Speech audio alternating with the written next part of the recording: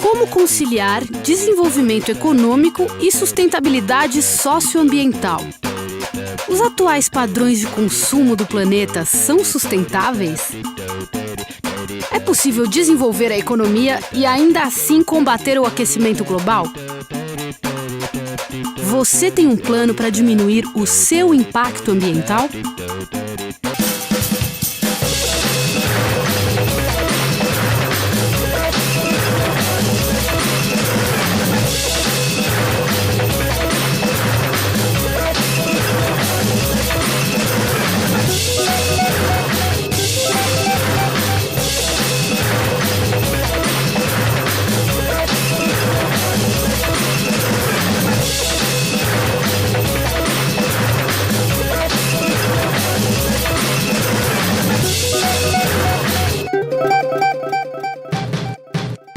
Esse nosso padrão de desenvolvimento, no caso brasileiro, ele foi constituído para tirar a pessoa do campo e trazer para a cidade. Para você ter uma ideia, dos anos 50 aos anos 70, quase 40 milhões de pessoas saíram do campo e foram para a cidade. 40 milhões de pessoas dá muito mais que um país inteiro na Europa. Por exemplo, Portugal tem 12 milhões, 13 milhões de habitantes.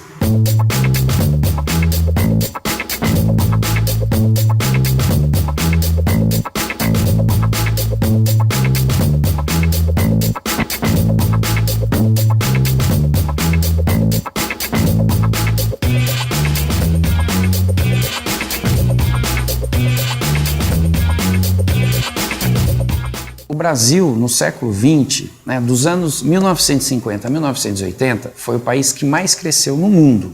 Mais que Japão, que Alemanha, que Estados Unidos, de 50 a 80 foi o país que mais cresceu no mundo. Só que foi o país também que tornou a renda mais concentrada.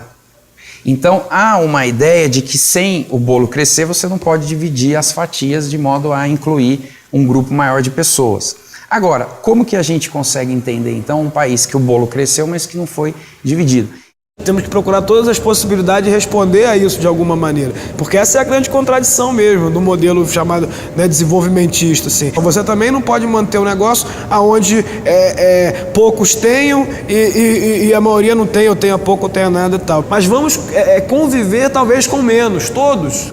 É necessário que o desenvolvimento venha a ser gerado por uma economia produtiva.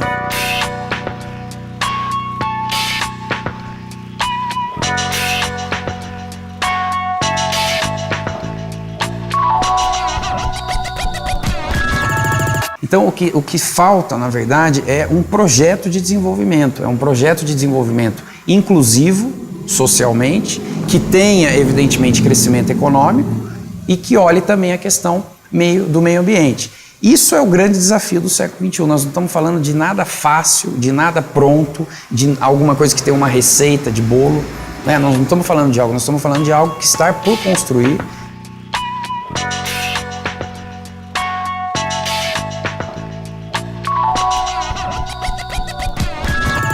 A economia verde, todo mundo falando de crise e tal, é uma baita oportunidade de investimento para as empresas também. Essa transformação produtiva vai gerar investimento só na China, de $1 trilhão por ano. Então, assim, a oportunidade econômica que está todo mundo procurando aí para voltar a crescer e ter o desenvolvimento econômico que ele é necessário, está nessa transição para a economia verde.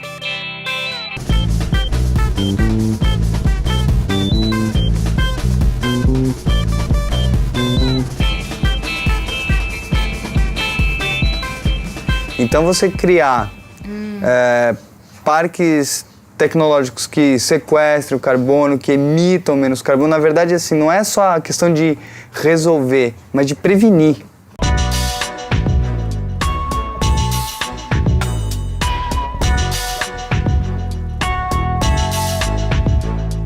A sustentabilidade não é só uma bandeirinha verde, aqueles caras ambientalista, o cara paz e amor, não é por aí, é só se... Pensa o seguinte, se 1 bilhão de chineses que existem, se cada um tiver um carro, como é o modelo, por exemplo, do capitalismo desenvolvido, de cada pessoa, quer dizer, o mundo acaba, não é sustentável o modelo onde todas as pessoas têm um carro, os 5 bilhões de habitantes do planeta têm um carro, o modelo desse acaba.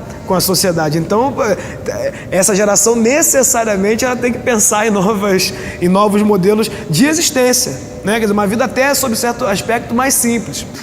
Gente, eu acho que vou discordar de todo mundo aqui. Sabe, a gente chegou nessa situação por causa da busca irrefreável do lucro. E a gente vai continuar com essa lógica da busca do lucro, mas agora para outras coisas. E assim, o lucro é uma parte ganhar, tipo, outra parte perder. Então nessa parte, quem que ia perder?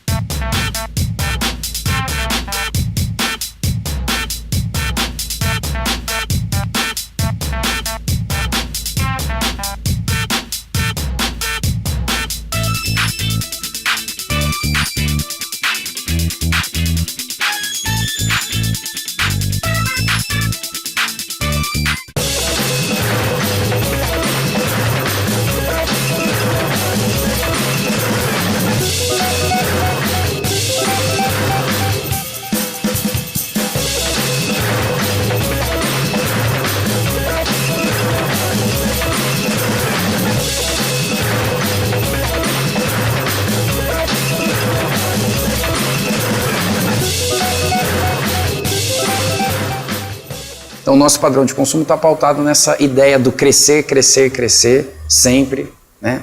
Onde, por exemplo, o que se leva em conta são os índices de crescimento. Todo país olha o quê? O chamado PIB, Produto Interno Bruto. Se o PIB cresceu, o país está muito bem. Se o PIB não cresceu, o país está... Hoje, com o avanço e com a necessidade de se discutir um novo paradigma de vida, de produção, de sociedade, de desenvolvimento, o PIB ter crescido não significa algo sempre positivo.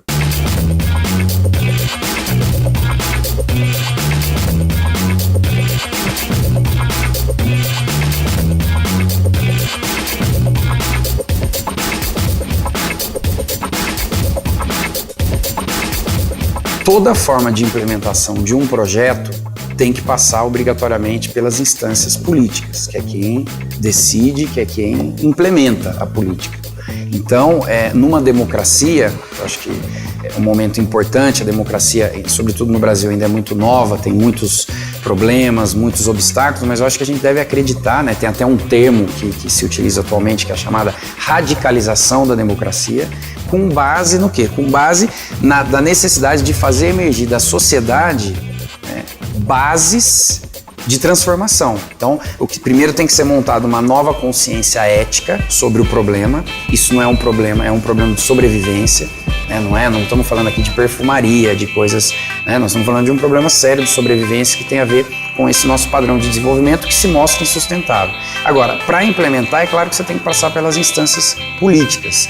E aí que está o grande problema, porque parte da transformação está ligada a fortes interesses. E para você sobrepassar esses fortes interesses, exige realmente do político ou da instituição política, exige coragem, exige determinação e exige acreditar nesse processo.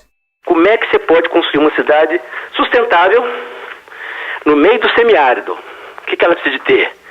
Né? Garantir 4 coisas: os valores humanos e culturais, compromisso ambiental, a satisfação econômica.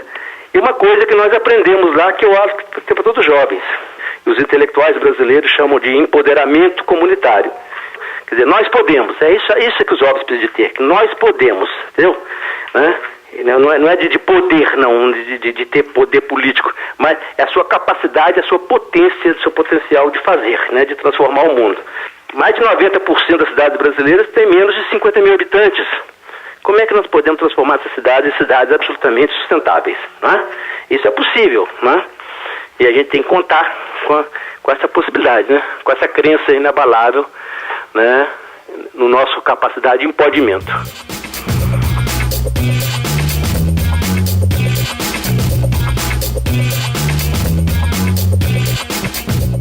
Hoje se fala muito também no chamado no bem viver, né? Do que realmente você precisa para sobreviver. Porque este padrão que nós estamos discutindo, que está em crise, que é insustentável, é um padrão que nos levou cada vez mais distante das nossas necessidades básicas de sobrevivência. né? O sistema capitalista ele tem que criar, gerar novos mecanismos para, do ponto de vista econômico, fazer a roda girar. Então você vê, um computador 6 meses já não serve porque está velho, está obsoleto, ou porque o plug que entra para passar já não serve, então isso te força a trocar. Também é a chamada obsolescência planejada ou induzida. Olha só, a gente está falando do consumo consciente. Um dos grandes fatores que ele mesmo citou é o cultivo, a criação de gado, né? Cultivo não, criação de gado. As pessoas vão ter que virar vegetarianas pra gente realmente reduzir esse consumo? Eu também, mas eu não desejo isso pra ninguém. Mas eu acho... Não, eu desejo pra todo mundo. Não, cada um come o que quiser, come quem quiser e dá pra quem quiser. Eu não acho que todo mundo tem que virar vegetariano, acho que tem que ser uma coisa mais comedida, isso. No final, o que está sendo dito uma coisa menos predatória. Isso inclui carne na quantidade que ela está. Infelizmente, as pessoas, é isso que vem a maquiagem, a gente tenta contornar tudo que já está acontecendo para abrandar. Então, a gente tem um impacto da carne, e se todos os chineses comerem carne do jeito que a gente come, não dá. Então, está colocado em xeque sim seu hábito de comer carne. Então, está colocado sim seu hábito de pegar um carro sozinho, que consome um utilitário, para, sabe, ficar parado no trânsito. A gente tem que ter formas criativas, formas novas, de se pensar a autossustentabilidade e dentro disso a economia, são a economia solidária, né, formas coletivas de produção, e isso tudo pode colaborar de uma forma racional de usar a economia. Na verdade, a economia não está, o homem não está a serviço da economia, e sim a economia está a serviço do homem, né? Agora, eu acho que é difícil, não é nada fácil, mas eu acredito que nós estamos numa fase muito peculiar, que é uma fase de transição para algo novo. Né? Eu acho que, por exemplo, só a possibilidade dos jovens estar preocupados e discutindo com fôlego, com força e querendo uma ação transformadora, nós já estamos no caminho, já começamos. É claro que tem muito para se fazer. Mas se isso parte, né, dessa demanda, desse perfil, na verdade, o caminho já está iniciado. Agora o que nos resta é pensar, refletir e tentar fazer com que essa ação transformadora realmente se efetive.